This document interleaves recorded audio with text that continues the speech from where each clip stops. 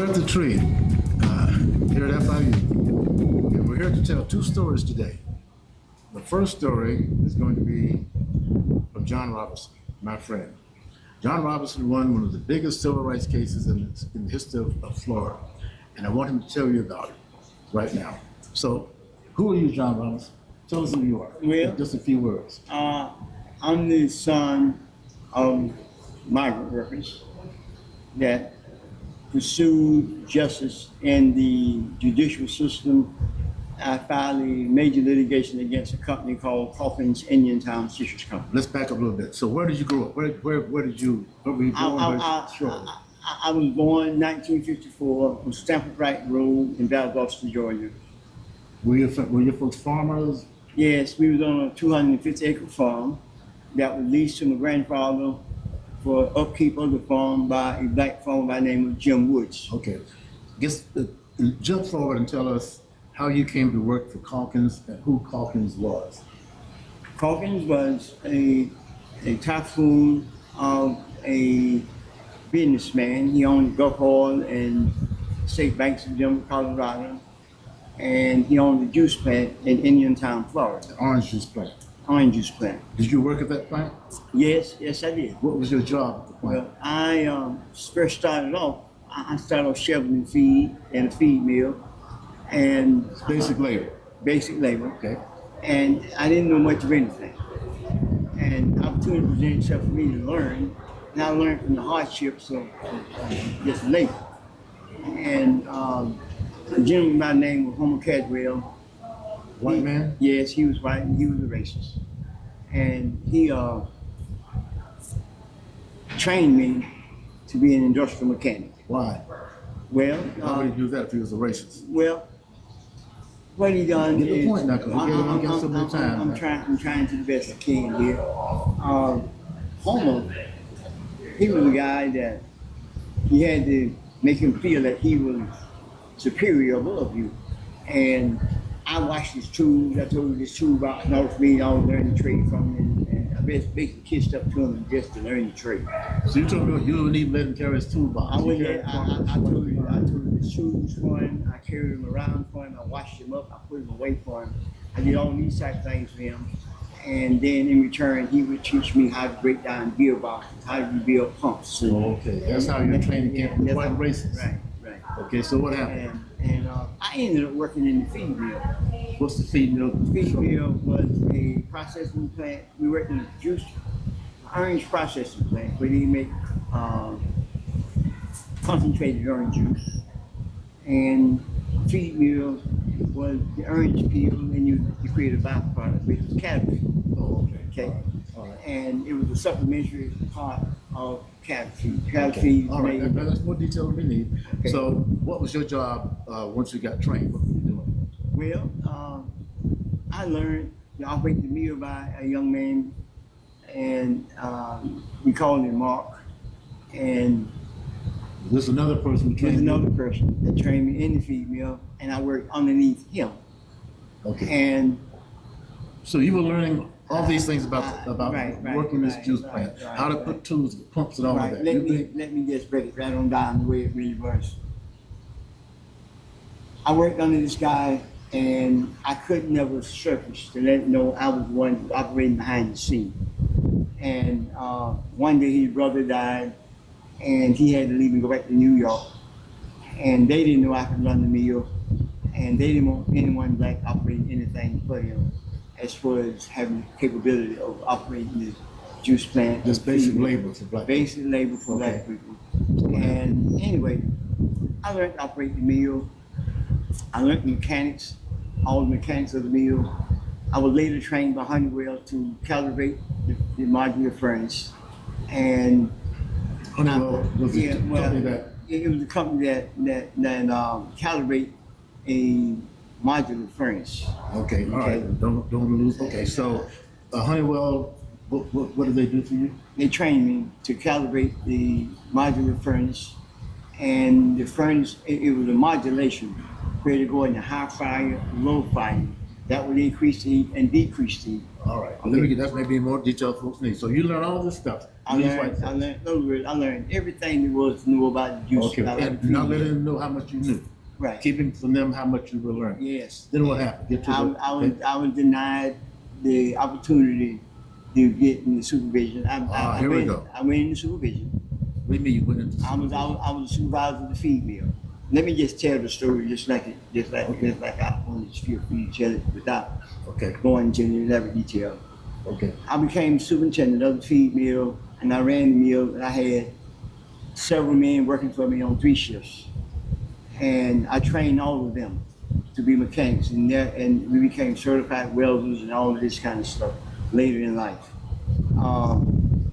After I mastered the craft of operating the mill, then once we got the mill full productive, they decided that they would hire a white man by the name of Jack Rutledge to replace me.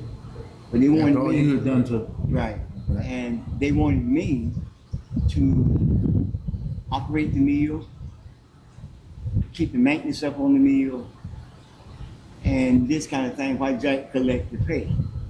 So you could not be a supervisor because you were black. That's Jack right. He's a supervisor. And when they hired Jack and put him on salary, and they had me on the time clock. Okay? And when we got to the point that Mr. Rutledge took position, my men didn't want to do anything that he asked them to do. And I told him to hold him up high and do everything he asked you to do. And I said, but he don't need to know anything about this meal, because he had never worked in a meal before in his life. And he didn't know what the meal even looked like on the inside.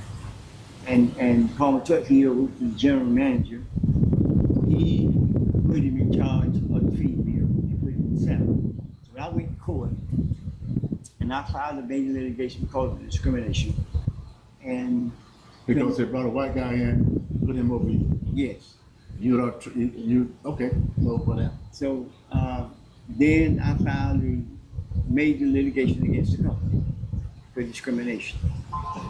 And when we went through the trial, we had the trial. But now you were not the only plaintiff. No, I'm going to get to that. Okay.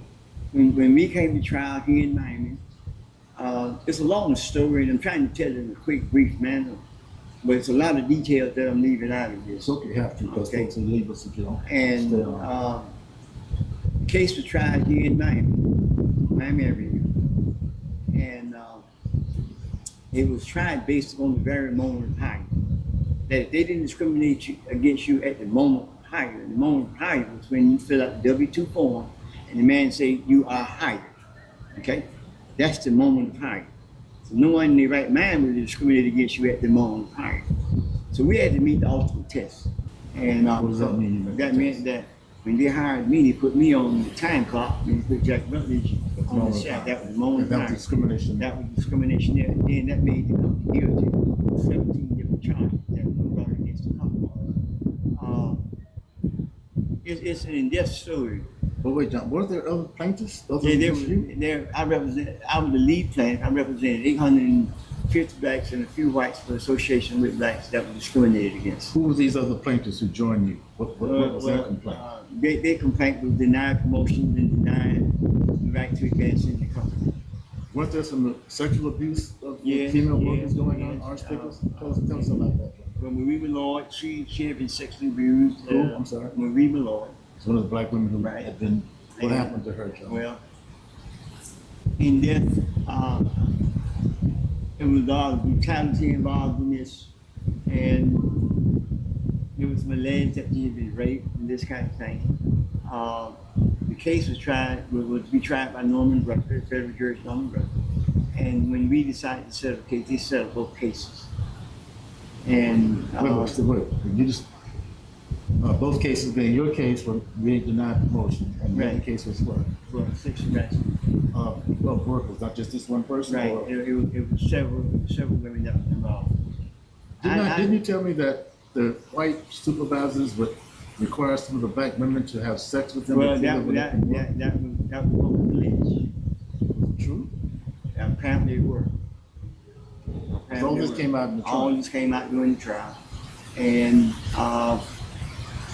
the case We won. But tell us about Mr. Carlton's connection further. Did you have connection with Yes, the White yes, House? yes. Him and George Bush was best of friends. They went to college together, and they was in business together. We couldn't bring the president's name up in it at that time because the jury was got going. That we couldn't bring the high ranking government officials involved.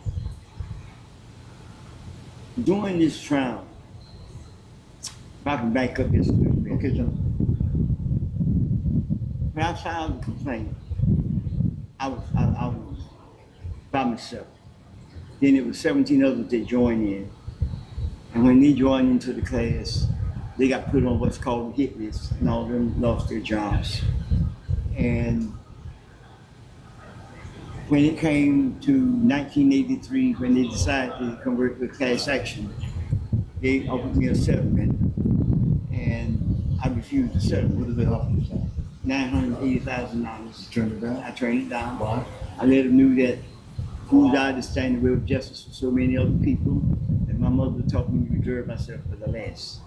Okay, and when I turned it down, It must have been a shock. They offered you almost $1 million. Yes. Here you are, a poor black man in Indian Town, Florida, and well, you say keep the it money. was more at stake. It was more at stake than just money. Our integrity was at stake here, and we went at it. And Who's when the judge? Judge Hooper, William Hoover. William Hooper. Federal judge, beautifully remembered judge, very fair man. So he was the Yes, judge in the he was the case. judge in the case, Okay. and Tell him how you met me. well. This is 40 years ago, y'all. They retained Mr. Dunn to do the statistical analysis on race discrimination and the disparities of the effect that racism have on blacks that be discriminated against. And I met Marvin during this course period of time, and then we had the federal that became a federal judge, and his name was Mr. Moses Baker. But this is a black lawyer who was part of your Right. team, Moses Right. Baker. Mr. Moses Black Baker. man in Palm Beach County now? Right. He's And, on the and team. he became a federal judge in the 5th District of the Southern Jurisdiction of Florida. And he was my attorney, Jackson Corolla of Palm Beach County. White attorney Yes, who hired me to work with Right. you in the case. he was a champion, I believe. Okay. And we had a dynamite team. Debbie Singer, she was a fireball with all the workers in the case. And if I just had the time to just break this whole case down, I would. But it was a very elaborate case. And when they offered to settle the case, I refused. I was working for the Department of Transportation. Now, because how we got to this point. So when they decided to settle the case, I refused. When I refused, they took everything I owned. My wife's vehicle, everything. Then they blackballed me in 5 counties. I couldn't get a job any place. So we lost everything that we owned. And I almost went to a nervous breakdown. And they put me to sleep for a week. And that was some of the gross effects that the case had on me. Let me ask you a question. These other plaintiffs, Sue Calkins for race discrimination. Judge Hoover is your Absolutely, that's right. judge. The year is 1998 when it gets settled. 1994.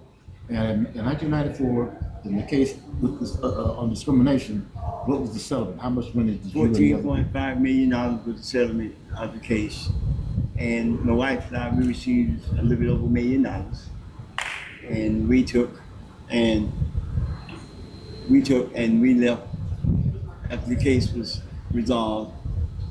We took and went to Valdosta, Georgia, immediately. We relocated to Valdosta, Georgia, and set up, and we started a business of our own, and we educated our sons out of the funds. So a lot of the money that you got was used to educate your children. Right. How many sons do you have? 4 sons.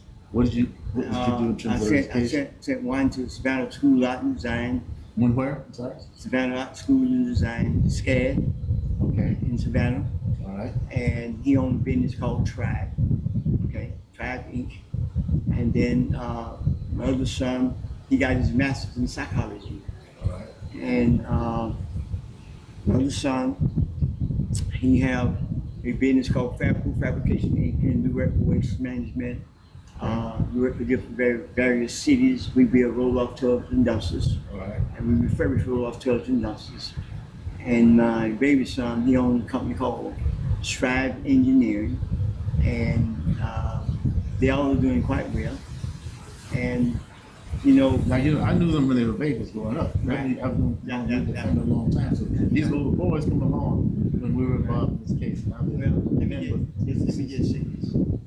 I thank you and Moses Baker, Dexter Road, and the entire team for changing our lives from a migrant status to an industrial status. Okay. And I thank you. I thank Mr. Baker. I thank Mr. Dexter Road, David Singer, Peter Hailway, all those that were involved. How about Judge O'Neill? And I definitely thank Judge Road. We're going to start. This is John Robinson, a friend of mine going back over 40 years. As I said in introducing him, John is a fighter who won one of the most important civil rights cases in Florida history, and he's also one of the most intelligent men I've ever met. This man could do anything.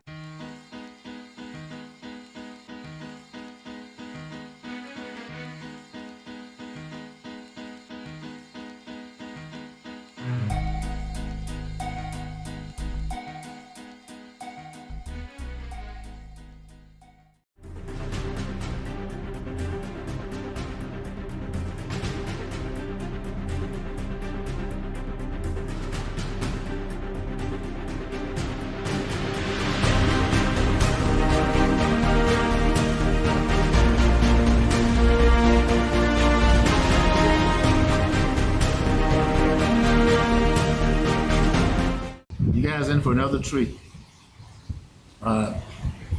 This is G.B. Rhynes, who is a podcaster, videographer, historian, minister, and friend of me and John Robinson.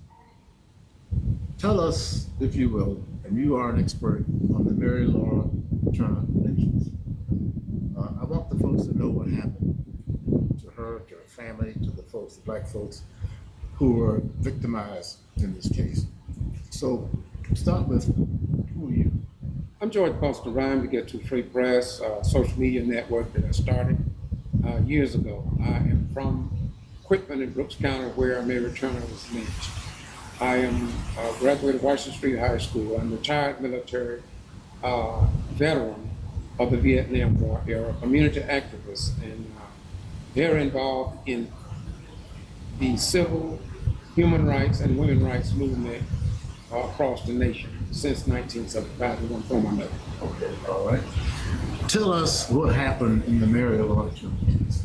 Give us some background. Okay, you keep saying Mary Laura. I'm not so familiar with that middle name, but I do know Mary Turner. Okay. And I'm going to confine it to the Mary Turner because that's what I can back up Okay. Through documents. Okay. Mary Turner would not have even been a part of history had there not been a Hampton Smith. Hampton Smith was a white European plantation owner called the Hampton Plantation. And down south is traditionary that when blacks go to the jail and cannot pay their fines, that some good white person will go to the county and bond them out, and the black would work off their monies or bond through an individual. In most cases, they would be white plantation owners or at least whites with money. And that was the case with Hampton Smith. Hampton Smith had a history of bonding blacks out, but he would work them past the due date of expiration. And that's what created the problems.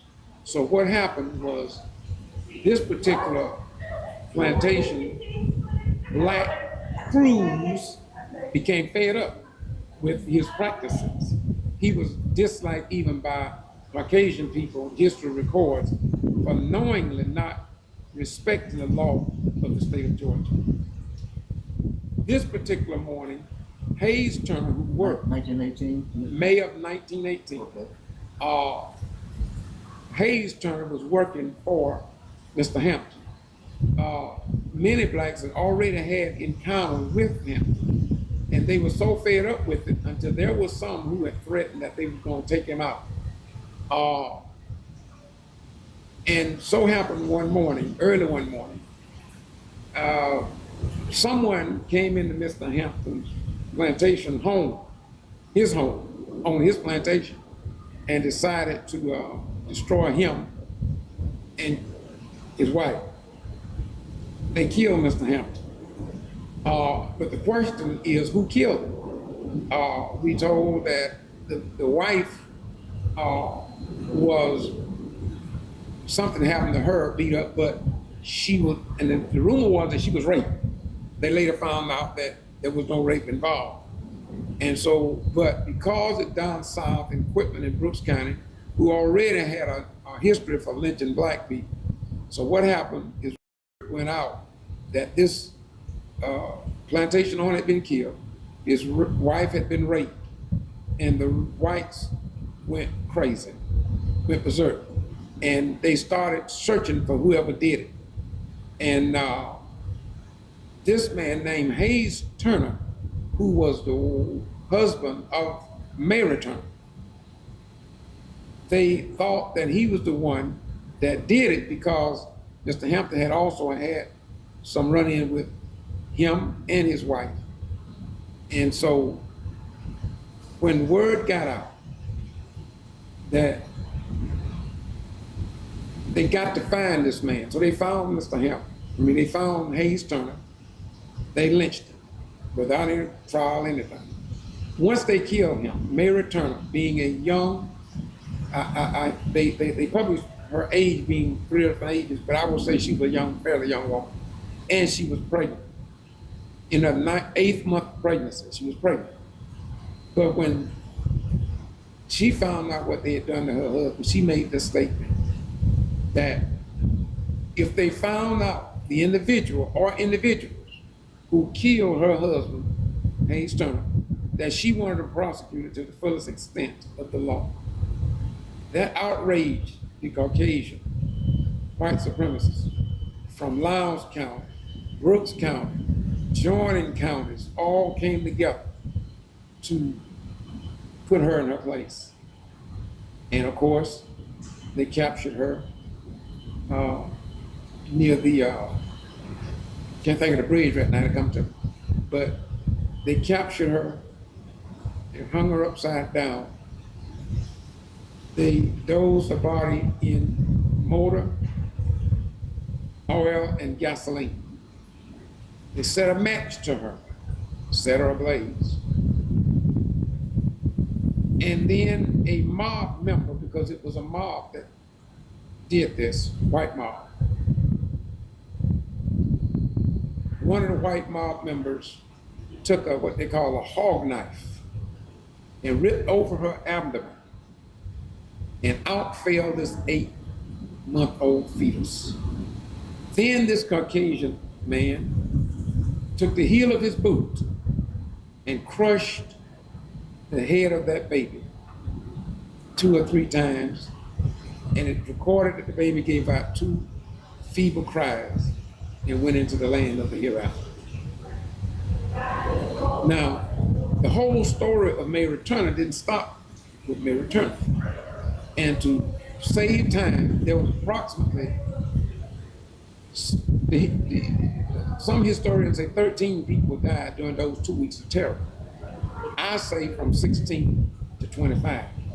The reason I say 16 to 25 is because I'm from that area, and like most young black people, and I was born in 1951, they told us about this murder, but we couldn't talk about it because of what could happen to us. So most people just didn't talk about it. But now it's in the open. It's spread far and near, all overseas. There are monuments erected to this fearless woman, Mary Turner. Now, once they killed her, they kept looking for the person who killed Mr. Hampton, because they found out that Hayes Turner had absolutely nothing to do with the murder. Nothing whatsoever. And so they still search the countryside in search of who took this plantation owner's life.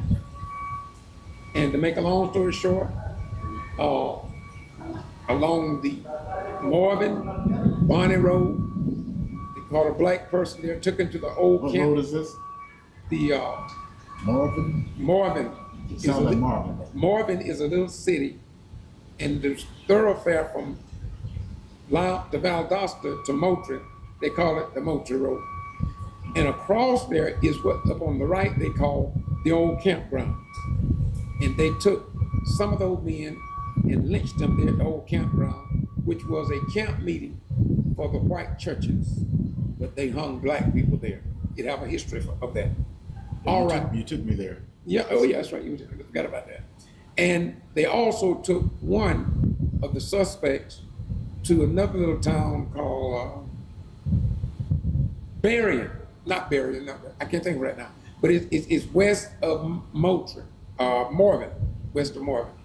And they called this one individual, I can't think of all their name, but they called, at least they called the people out of that house. They burned the house, and of course they killed and lynched the alleged to be perpetrator of that crime, which they say he had absolutely, this in the history book, he had absolutely nothing. We still don't know who killed that. Had nothing to do with it. Who killed him? Then there was 3 other people that they threw in the little river. And they found their body, but they were unidentified because they say they couldn't recognize who they were. Where did they throw the bodies? In a little place called the Little River. Was that where you took me? Yeah, went to Little River. Now, not Nigger Branch, but Little River. Tell them about Nigger Branch. Well, I'm gonna come back to Mary Turner. Yeah, but Okay, I'll go to Nigger Branch then. Nigger Branch was a separate incident, but it was known that the European white folk would hang black for whatever reason in front of the Brooks County Courthouse. In front, on the courthouse square. And my grandma told me about this from a little child. They would put the black persons on the wagon, the back of the wagon, and take them to Nigger Branch and throw them over. that's a river. Nigger It's Branch. not a river, it's a little creek. Branch. But the water ran through there pretty fierce back at that time. But today, because of irrigation, the water is not as fierce. And when you and I went there, the water wasn't, but it was Right. kind of high. But they would throw them in there, and you would get them out if you wanted to. But all I knew when they told me about it, as a little boy, I said that when I grow up, I would like to go and find those bones of those pilots and give them a proper burial. And that was part of the history, my history with Nigger Branch.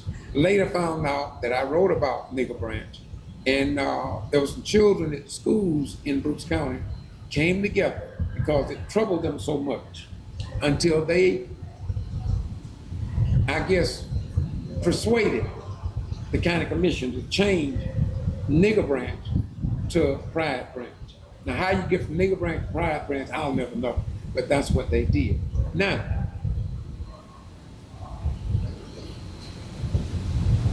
Nigger Branch was never published in no newspaper or no television station as being called Nigger Branch. But we all knew, my grandmother, her grandparents all knew about Nigger Branch. Everybody in Brooks County, black and white, knew about Nigger Branch.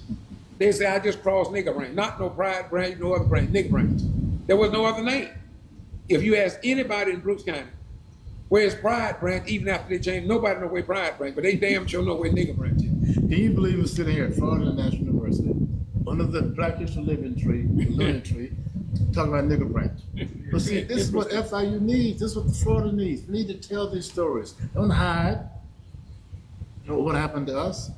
And of all places in Florida right now, George and John, this is the most important place in Florida right now to learn Black history, because so much is happening in our state to make sure people don't hear about Nigger Branch, or about Mary Laura Turner, or about John Robinson's lawsuit.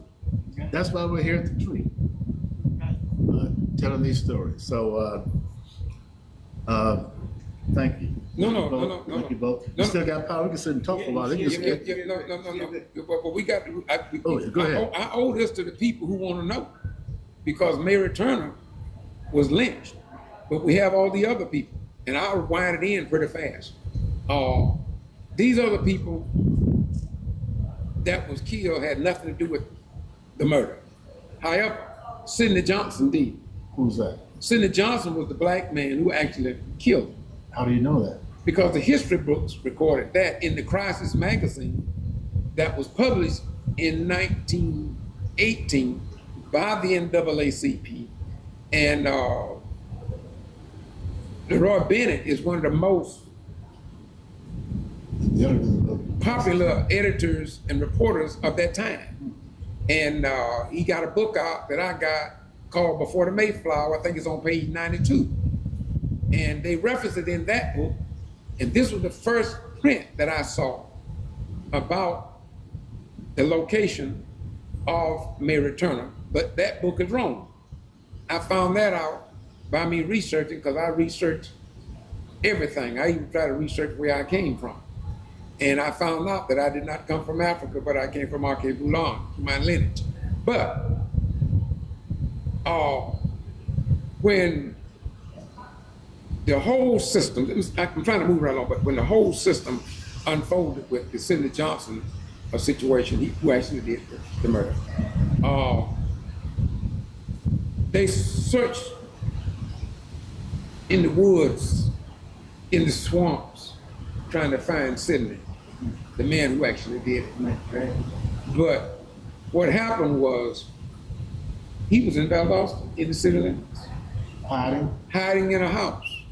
You took me to the house. So Yeah, I showed you where the house was, and an older guy told me about it. But Sidney had already said that he had guns and that he would not be taken alive. That's what he said. He was known for that. So when the Valdosta chief of police found him in this house, well, how did they find him? The man was hungry, and he went there, and the man by the name of Brian. I ain't gonna call his first name because he was his lineage. Some people I know, and I don't want to admit, but he was a Brian. Sold him out. Oh. And went and told where he was. Oh. How often that happens? And when they came back, they started shooting in that house because he said he would not be taken alive, and he meant that. And history has it that they fired in that bullet, and he did wound some of the officers. I think the chief of police got shot, but he didn't kill him. But he let them know that he had bullets too. And then they say, the history records that when they had hit him, they believed killed him, he was dead in the house. They said they fired another 100, 200, 300 rounds in that house to make sure that he was dead. Now, in closing, when they took Sidney Johnson's body, tied him behind a pickup truck, dragged him up and down South Patterson Street, through the black community. through the black community, I guess to send a message to black folk what could happen to you. Then, not only they dragged him up and down South Patterson Street, according to history, not me, they drug him at least 9 to 10 miles to Marvin, to the old campgrounds. He's dead now. And he did. But they say they lynched him again. And so this is the week of terror, they call it. Now, they killed Mary Turner's husband, Hayes Turner, on the 18th. On the 19th, they killed her. And until this day, and I gotta say this, I want to thank the white European brother by the name of Mark George, because he gave so much of his time to create a website called the Mary Turner Project, the Mary Turner Project. And people can Google that, and you can find out a whole lot about the Mary Turner Week of Terror that's known around the world. You also can go to my channel, YouTube Boston G.B.R. Say that again, a little slower. Boston G.B.R. That's together. And when you go to my channel, Google on me with the kufi, because I have thousands of video, over 2 million views. And if you click my video with my picture with the kufi, you'll go to my newest videos, and you won't have to go through the thousands of videos. On Facebook, George Boston Rhynes. And I just want to say that Professor Dunn have been to Valdosta, have met with the Mary Turner family, and went to Tifton with us and interviewed a close family member. And I want to thank him. I want to thank John Robinson for helping to keep the story alive. And what else can I say? But I want to thank you for everything that you have done, my beautiful brother. I appreciate that, George. For those of you who know my work, the Teach the Truth tours that we have been doing in Florida have been expanded now to Georgia, Alabama, and Mississippi. And the Mary Laura Turner story is our basic story in Georgia. Just as we have Rosewood as our main story in Florida, this will be our main story in Georgia. We will pick the same thing for a story in Alabama and in Mississippi.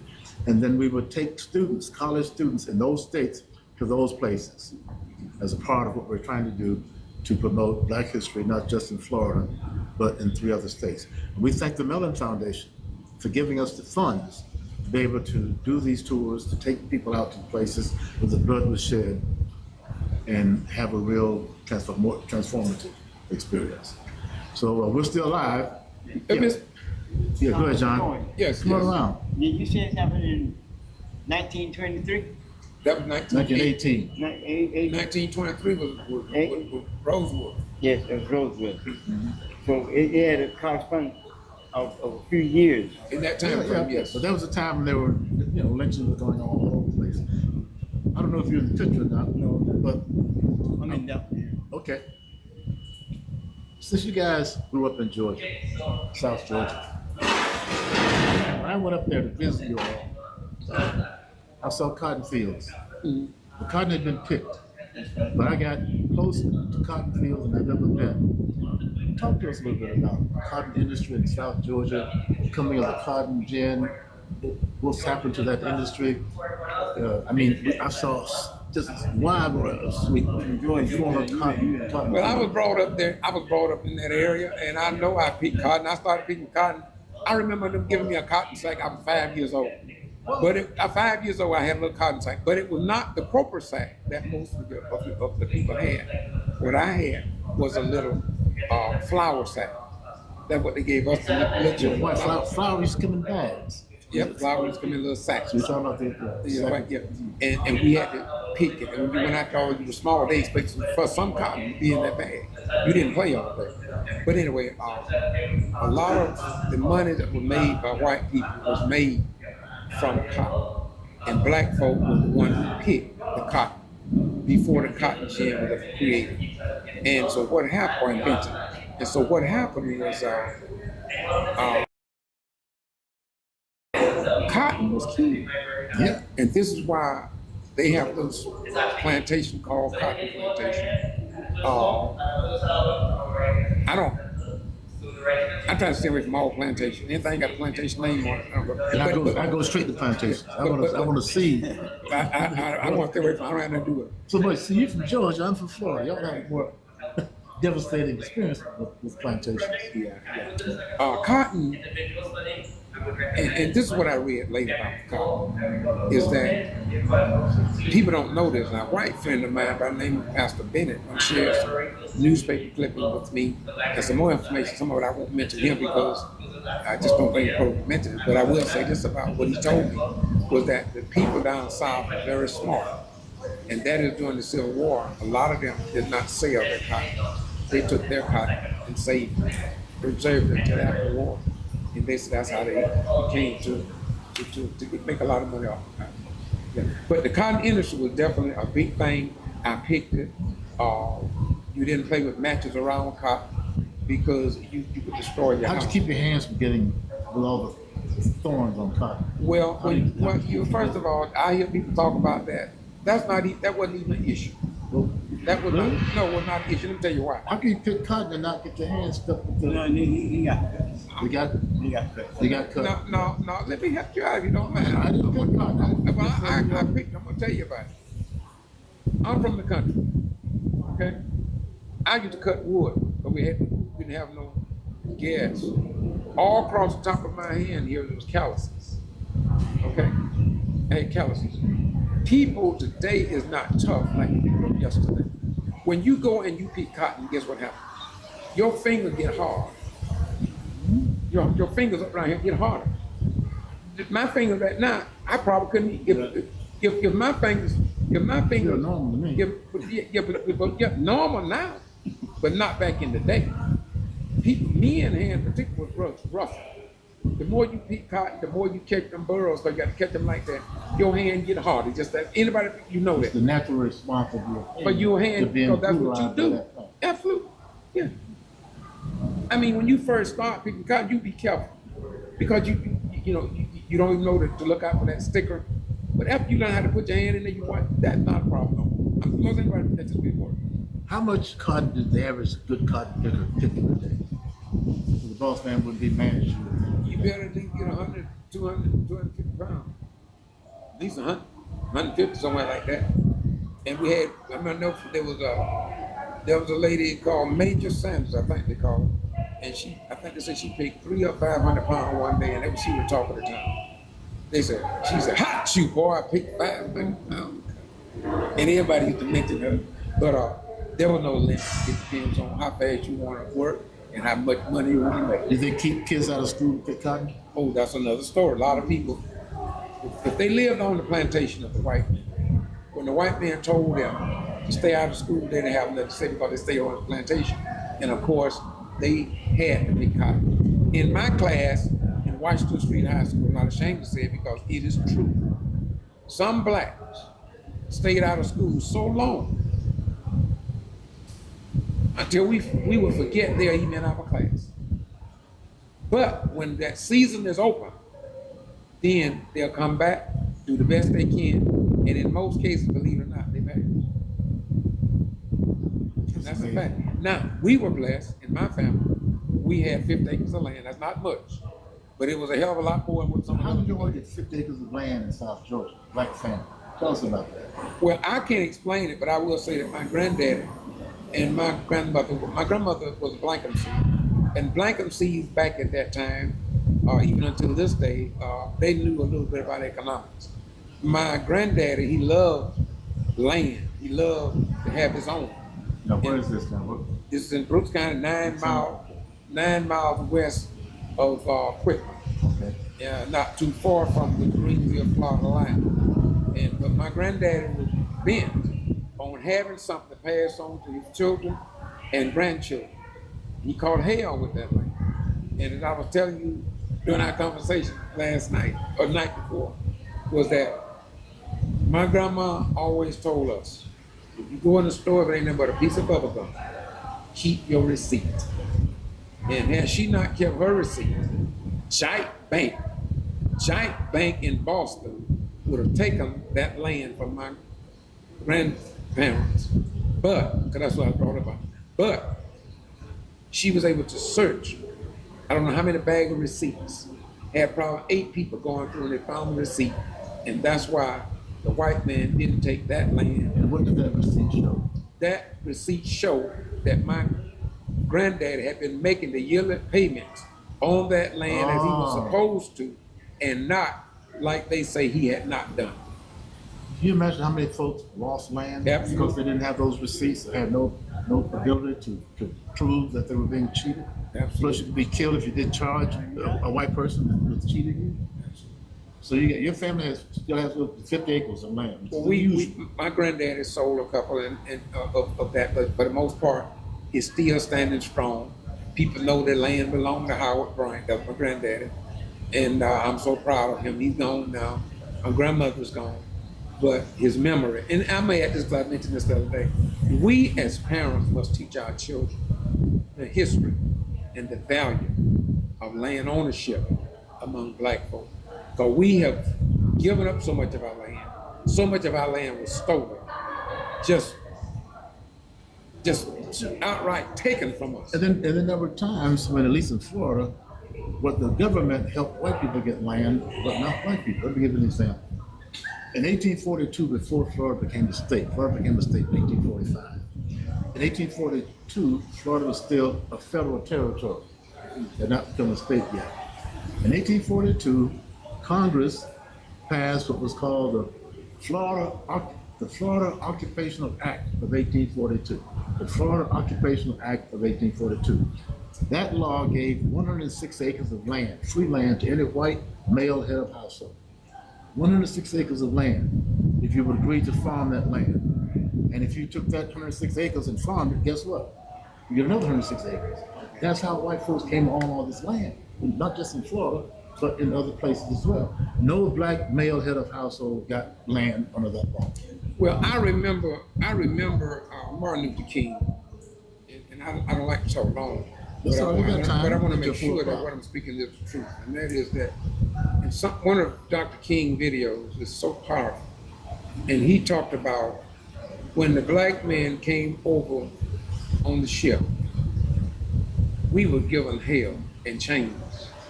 When Europeans came over, they had something called the land grant. Those white people got free land. They just go out west, just put their stakes down, and they got land. But we didn't. We just got And hell. wealth was how we built, land was how we built wealth. It wasn't technology, it was having land. The basis of wealth. Today, I just found this out. I'm doing a book on Black Florida history for middle school students. Black Florida history for middle school students. I just finished the last chapter. The amount of theft of our history, of land, of our opportunities, is so massive. It's difficult to explain it to middle school children. But so much of it goes back to land ownership and the fact that we were not allowed to own land, and when we did have land, it got taken in various ways that you just described. John, did your family have land? Yes, Where? yes, See, how's that? yes. So the rain is moving in, so we'll stay under the shelter. But go ahead, tell us Yeah, about oh that. yeah, oh yeah, oh yeah. My father's name was Ralph Cherish, not Robin. I was be adopted by Robin, but my biological father was Ralph Cherish. And the Cherish family owns approximately 75 to 100 acres. Like when you come Where? in, right in Valdosta. In Valdosta. In Valdosta, yes. And when you travel in I-75, and you come to exit 5, and you get off exit 5 and you go west for a mile, at least 1 mile, you come to a road called Lock Road. And Lock and load? Lock Road. Oh, okay. Lock Road. All Okay? right. And you would take Lock Road and you would travel north. And as you begin to travel north, as soon as you turn the Lock Road, they own from beginning of Lock Road to at least a mile down. to Your get family back. own that Yes. land? Does the family Then- still own it? Oh yes. How's it being used now? It was being farmed. Is or was being? Still is? Still being farmed. What's being raised on? Well, my aunt, she raised cattle, and they didn't got old in age now, so they were raising cattle, and she got some cattle there. And then my Uncle Richard, he planted pines on his, Okay. pine trees. So they go in pines and stuff like that now. And then on my wife's side of the family, the Lismore, they own pretty close to 800 acres. And they was out in Bemis area. What? Bemis area. A place called Bemis. And they own land out there. How did they get that land, John? That part I really don't know, but it was back in the days, in the early 1900s, that I know of. Well, the reason I asked, I think this may relate to Georgia's situation too. The black folks who came out of the Civil War era, out of Reconstruction, with land, basically had white blood. Basically had a white man as their grandfather. As it was my granddaddy. Your granddaddy was white? No, he was black, but in his lineage there was a little Caucasian. And we were able to see that through his granddaddy's picture on the wall. So some of these white men did give land Absolutely. to their progeny, their black progeny. Now, but we have the Wrights own some land there now. Who was the Wrights? It's a family called the Rhynes. It's part of my wife's relatives. Okay. And we had named Lewis right now. Yeah. I live by, what's the name of the street? Wait a second. Anyway, they own hundreds of acres, 400 or 500 acres. Okay? And just across, there's a street riding down between the property of the black and the property of the white. Okay. If you travel in the north, on the left-hand side of the street, a lot of costs you over $1 million. Okay. On the right-hand side of the street, it depreciated in value down to like $2,500 an acre and stuff like that right there. Okay? And just crossing the street. Okay? And Difference is close to the yeah, street. yeah. So, All right. I'm sorry. I was going to ask you something else. Go ahead. go ahead. You guys have been to Rosewood with me Yes. more than once. You were among the first people that went to Rosewood with me when I got that property. And John here is a Mason. That's right. And one day when you were in Rosewood with me, you discovered something very, very unique. That belonged. Tell us about what you found in Rosewood What I that found related there- to the Masons. Well, I found here what I believe was called the Tyler sword. The what? A sword. Yeah, the Towers. Tyler sword. Tyler sword. Yeah. What is Tyler? And he was the man that God's doing. Okay. Okay, I'm not going further with that. All right. That's the Mason have to keep your secrets. The But- point is, you were on the property, my Right. property, digging, and you found this sword, broken to Right. pieces. And you recognize it as being a relic of the Masons. Very amazing because it was pretty large. Where we was excavating that was pretty large deal. But the Masonic Lodge was burned down. Right. In Rosewood on the property that we were excavating. And I think it's a very unique project that you have down there, and be dedicated the way you are with it. It says a lot. Well, it's changed a lot since you guys first went out there with me. Heavily wooded at that time. We could hardly make our way out there, but now, as you know, it's a lot of it's cleared off. We're taking people there on these tours. But you guys were there in the early days. We had no idea what we had in front of us in terms of what we might find. So, Don, I want to mention something. Just show you how they try to kill our history or they try to suppress it. All the work that Robinson did out there at Rosewood, and I've traveled down there several times.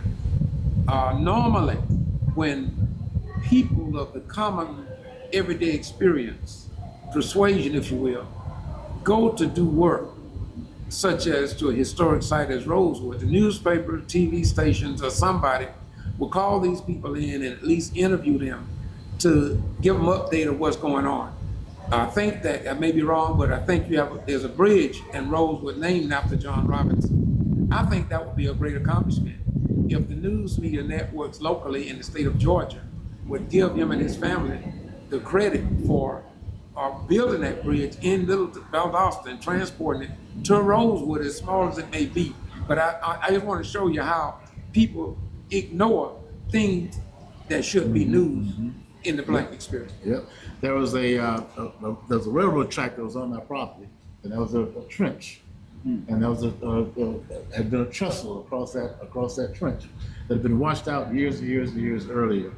And John Robinson, this man right here, with his boys and his knowledge, built me a bridge, brought it to Rosewood, to my property in pieces, and put that bridge in. It's gone now. Yeah, It got washed out because we got water coming through all the time. But you and your son made that part of the property passable, and my appreciation goes way, way back to that. Well, I'm through it, and some of the things that I neglected saying because we were wrestling through it. Racism have a terrible effect on our lives, and how it affect people. Why are you saying that now? Well, I'm gonna tell you this. I don't believe that I need to work my way to the front and be sent to the back to work my way back to the front. Yeah, that's what happened to you. Yes. The cause. Yes, and so many times we're denied opportunities simply because of race. You take right now in Valdosta,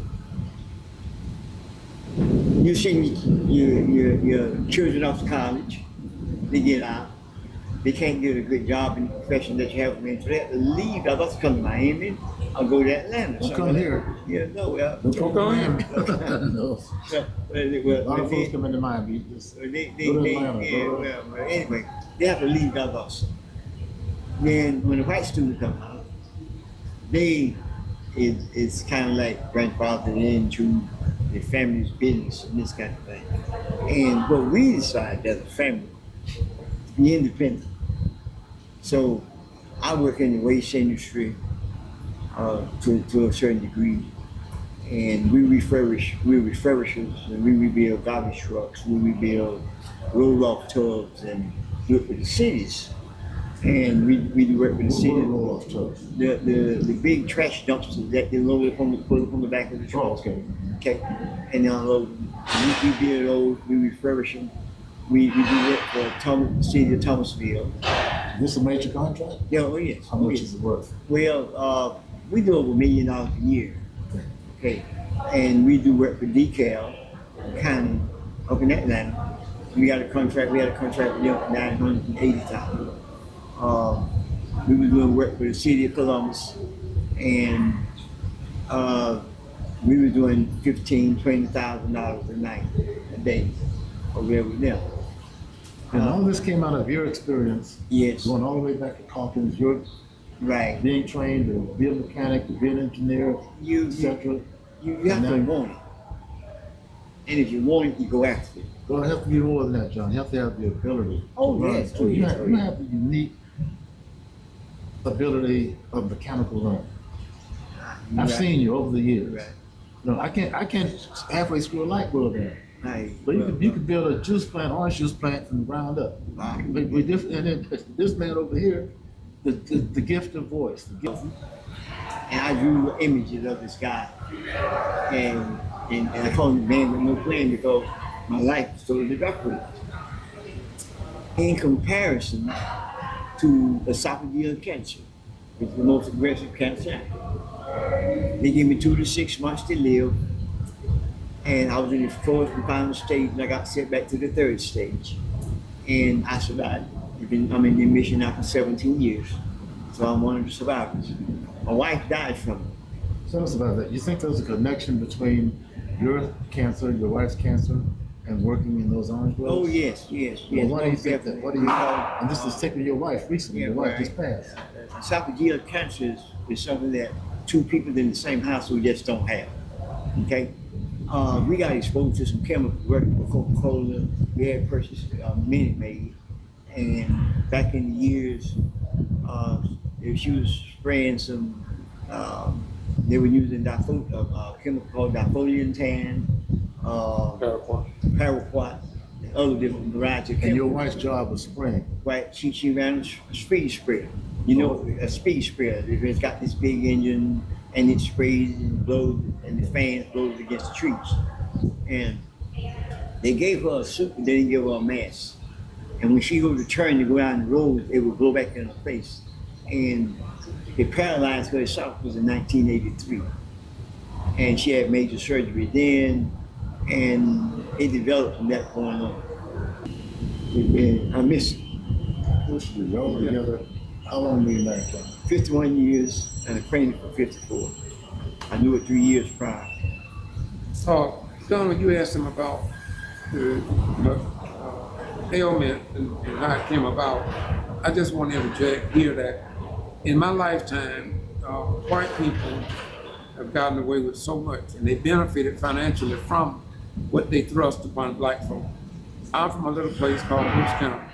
In a lot of other small towns like feed mills and other industry, they employed blacks, and they knew that those factories was not safe. Feed mills have caused a lot of people to die from emphysema, and they never got any compensation for that. So I just thought I would interject that. Well, let me interject this. When I was coming up, we were a migrant family. We went from Central Florida. We didn't live in Miami then.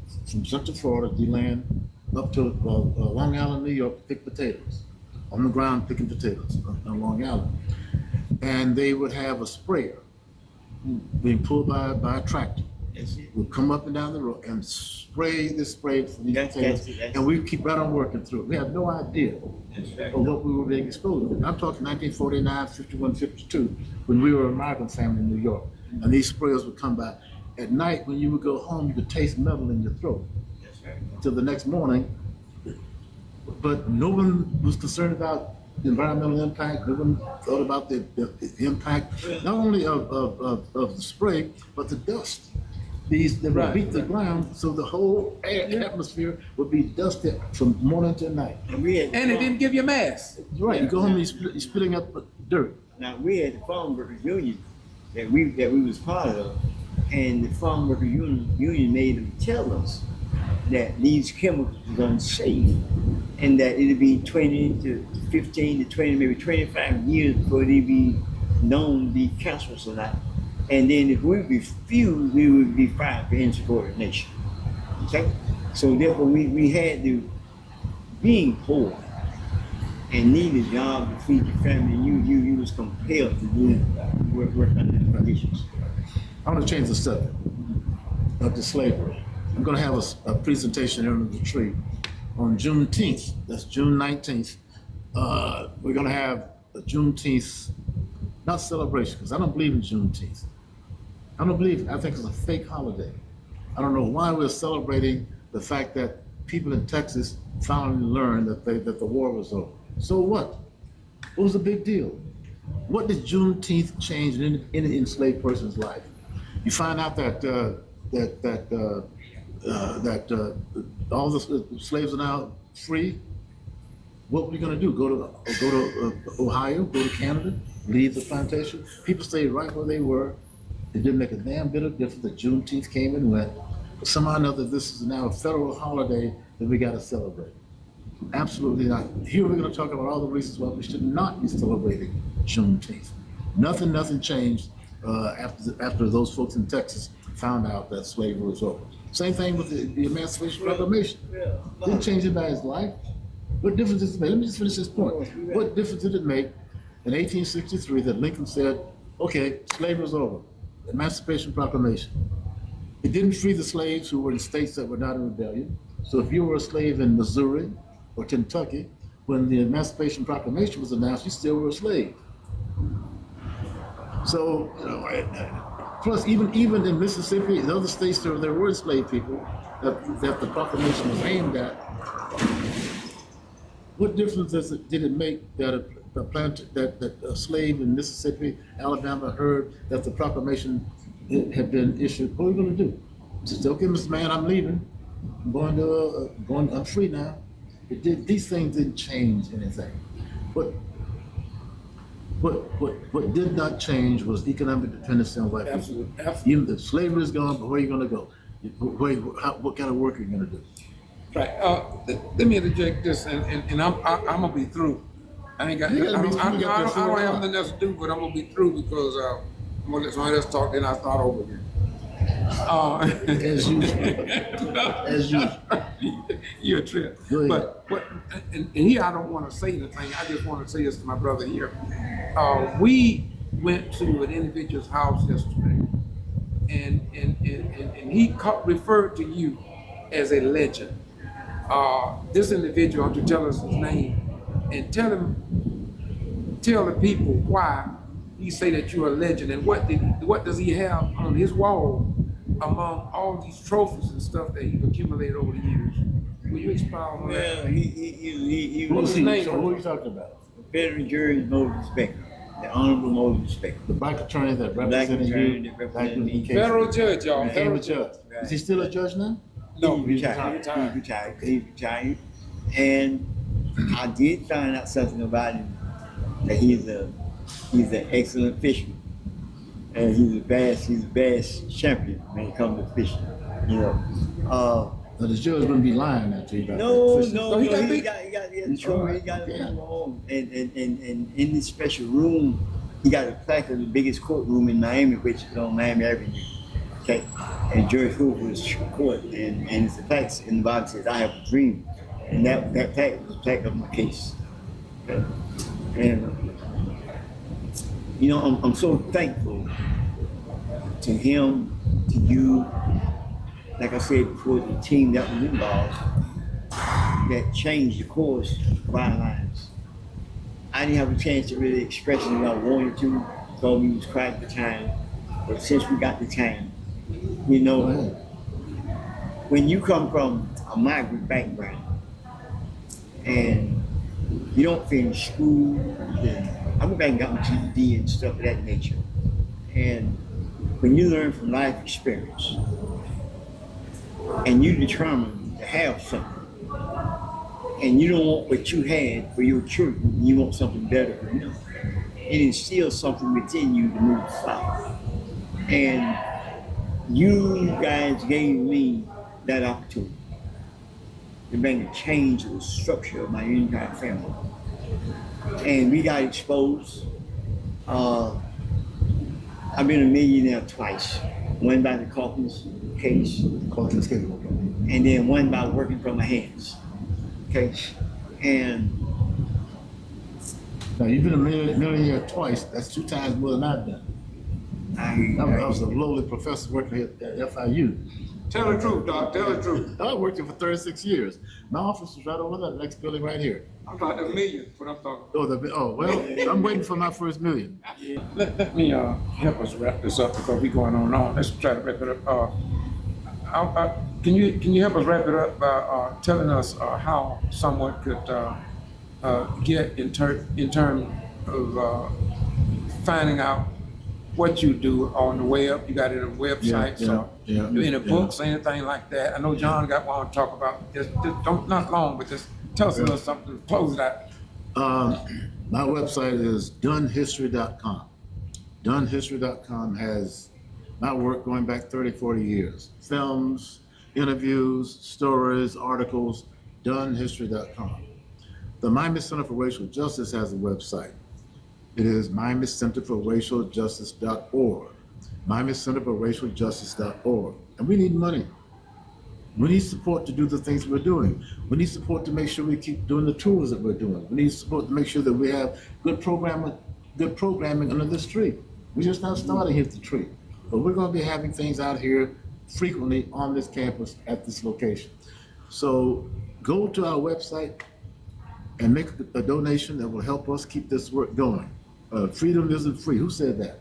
John Dew, a friend of mine, said. Maybe John didn't say that originally, but freedom costs money. To be able to do this work, we need help. So we ask you all to support us by going to our website. And then in terms of books, I'm glad you asked me about that. I've done several books. I'm now doing this has me excited. I think it's going to be the last book that I do. At 84, your eyes, you just can't just keep quiet. 84. So, but this book is for middle school students, and it tells the true history of Black Florida.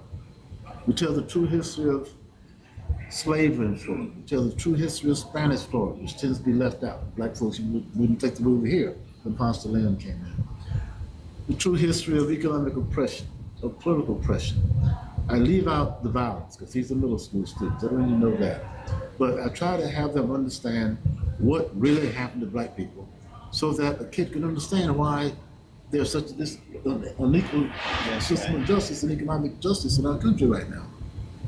One of the things I found out, and I'll stop with this book, one of the things I found out, and I put it in this book, that in Florida, in terms of family wealth, if you look at white family wealth, that's a family, everything in the household, car, house, everything.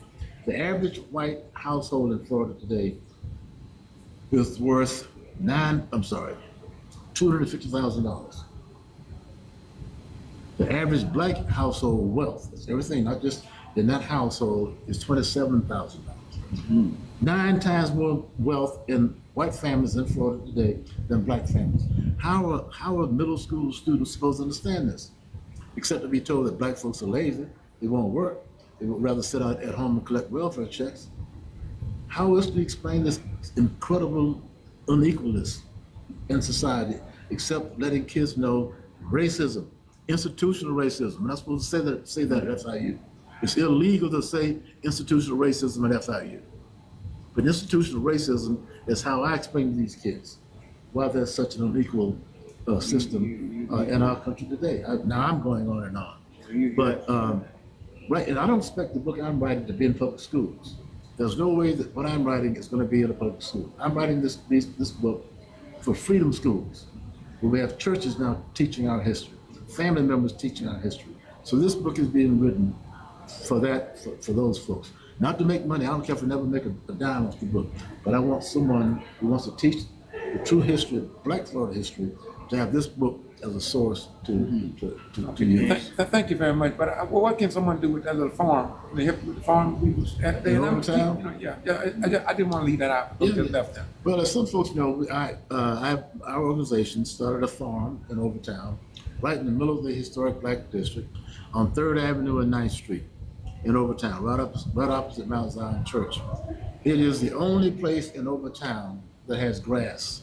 I'll repeat that. The place that we have in Overtown takes up most of the city block. It's the only place in Overtown with grass.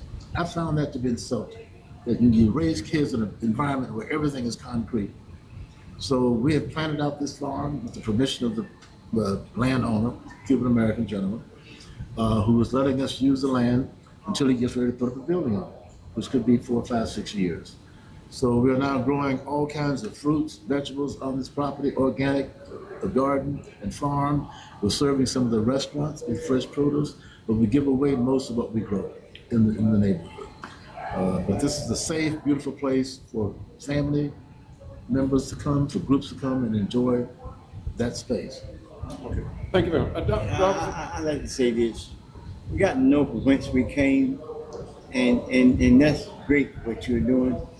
And our children need to know that. And people got to understand that the only way we're going to change it, we got to change it economically, and empowering the young mind is what's going to be able to achieve that. Have you written the book, George? Yeah, I've written a book called Black to the Roots and a Tribute to an Unknown Soldier. But I just want to say that I'm just glad to be in y'all midst today, and that's all I have to say. Thank y'all very much. All right. I got to talk about my novel. I wrote one novel called The Kingsleys, based on a true story. Y'all know this? Did I tell you this before? This is based on a true story. There was a white man named Zephaniah Kingsley. He was a slave owner. He had a plantation north of Jacksonville. It still stands today. The Kingsley Plantation is the only restored plantation in Florida, right north of Jacksonville. Zephaniah Kingsley, a white man from England, owned that plantation.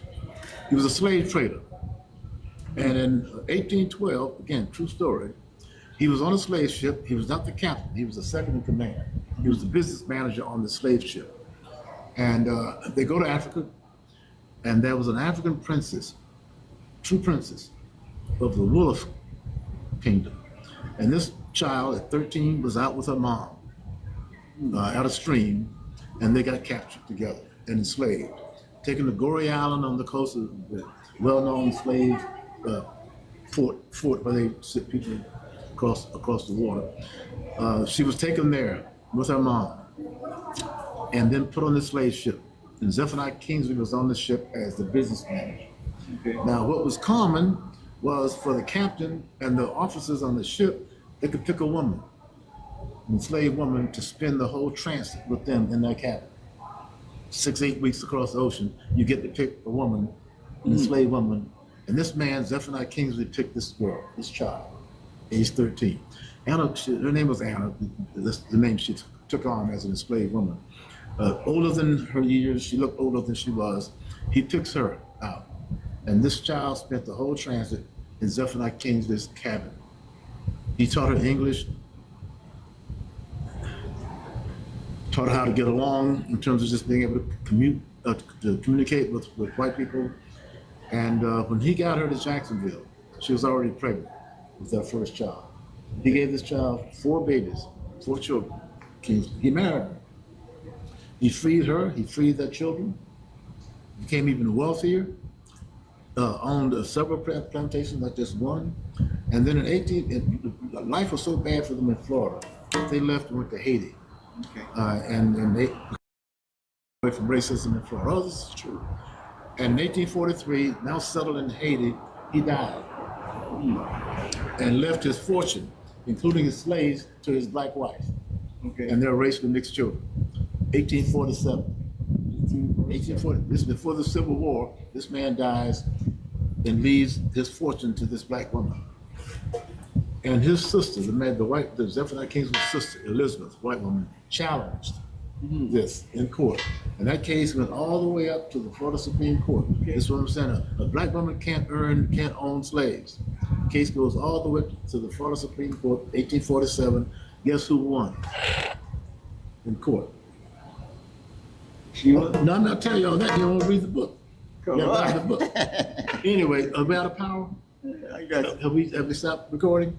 'Cause I'm gonna show folks where we are on the phone there. This is Get to Free Press. I'm George Boston Rhymes. We Get to Free Press. I'm saying time.